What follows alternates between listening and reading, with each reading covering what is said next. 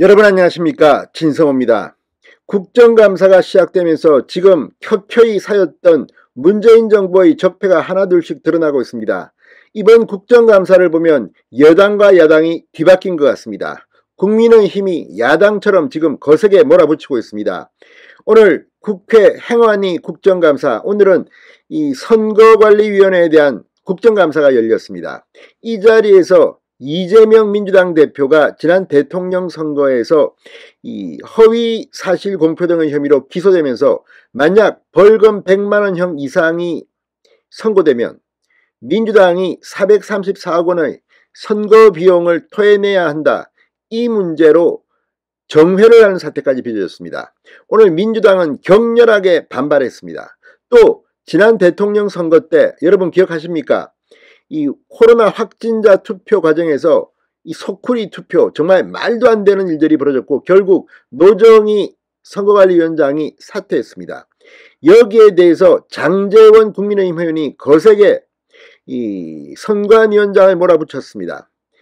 자, 오늘 국정감사, 행안위 국정감사를 보면 확실히 숫자는 적지만 국민의힘이 서서히 화력을 확보해 나가고 있는 것 같습니다. 자, 이재명 당시 대통령 후보의 이 선거법 위반 혐의, 이건 그리 간단해 보이지 않습니다. 오늘 조은희 의원이 이 문제를 집중적으로 파고들었습니다. 진성호의 융단 폭격 시작합니다. 더불어민주당을 융단 폭격합니다. 방송에 앞서 아직 진성호 방송에 구독자가 아니신 분은 붉은색 구독 버튼 눌러주십시오. 더 좋은 방송으로 보답하겠습니다. 자, 이 이재명 대표 지난 대통령 선거 당시 고 김문기 성남도시개발공사 개발 1처장 및 백현동 개발 등과 관련해서 허위 사실을 공표했다는 혐의로 지금 기소돼서 재판에 넘겨진 상태입니다. 이번 달에 재판이 시작됩니다. 선거법 위반으로 만약에 100만원 이상의 벌금형만 선고받아도 이재명 대표를 공천했던 더불어민주당은 국고로부터 보존받은 선거비용 434억 원을 모두 반환해야 합니다. 법이 그렇습니다. 자, 이른바 선거비용 먹튀 방지법으로 불리는 공직선거법 개정안을 최근 발의한 조은희 국민의힘 의원이 이 문제를 집중적으로 파고들었습니다. 조은희 의원은 2010년에 당선 무효형을 받은 광노현 전 교육감이 보전금 총 35억 원 중 10년 동안 10.6%만 반납했다. 공정택 전 교육감은 26억 원 중 13년 동안 7.8%만 반납했다. 그런데 액수가 훨씬 더 큰 정당의 보전금 먹튀 문제는 어떻게 할 거냐? 내가 그래서 먹튀 방지법을 냈다고 운을 뗐습니다. 이 조은희 의원은 박찬진 중앙선관위 사무총장에게 이재명 대표가 대선 과정에서의 허위사실 공표로 재판을 받고 있는데 만약 유죄가 되면 언론에서 434억 원을 어떻게 받느냐고 한다. 이재명 대표의 이름을 직접 거명했습니다.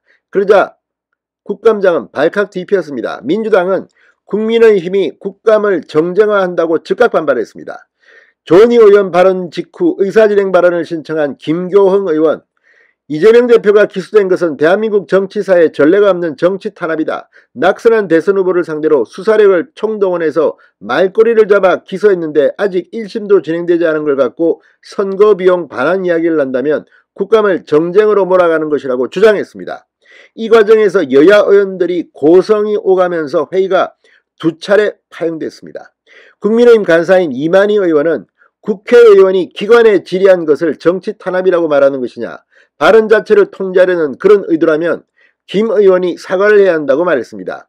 야당 의원석에서는 무슨 사과를 하느냐, 사과 같은 소리 하고 있으라는 고성이 터져나왔고 장례가 소란스러워지자 회의는 결국 정회됐습니다.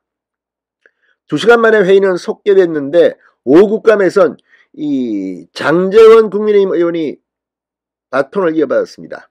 민주당은 어제 국감에서 윤석열 정부를 향해 거짓말 정권이라고 얘기하며 정쟁을 일으켜놓고 선거법 위반에 대한 질문은 정쟁으로 낙인 찍고 있다.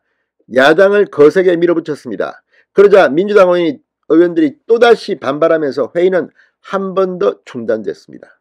이재명 방탄 민주당 의원들 참 힘들겠습니다. 야당 의원 하기가.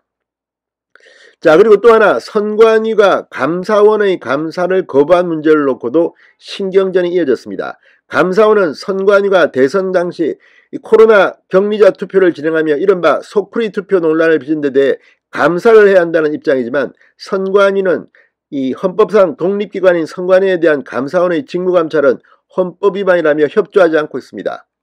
자, 여야 공방은 노태학 중앙선거관리위원회 위원장이 인사말을 한 뒤 국감장을 떠나려 하면서 시작됐습니다. 장제원 의원이 감사원 감사 거부에 대한 입장을 밝혀야 한다.